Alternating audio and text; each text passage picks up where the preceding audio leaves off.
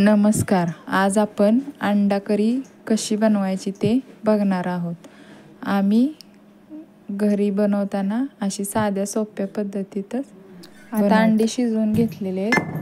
त्याला आपण दोन्ही बाजूने थोडं थोडं कट मारून घेऊया. आता तव्यात तेल टाकून अंडी परतून घ्यायची.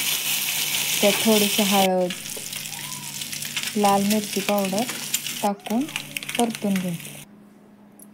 त्यासाठी लागणारं साहित्य: लसूण खोबरे बारीक करून घेतले, चटणी, कांदा, मिरची पावडर, कोथिंबीर, चवीपुरतं मीठ. आता पातेल्यात 2 चमचे तेल ओतून त्यात जिरे आणि लवंग भाजून घेतली. त्यात कांदा टाकून तो भाजून घ्यायचा.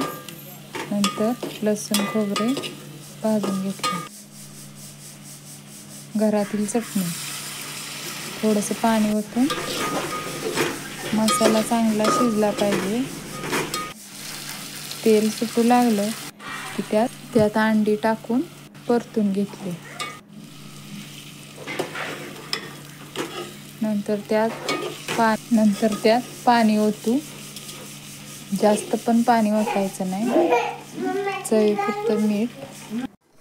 आता ही आपली अंडा करी तयार झालेली आहे.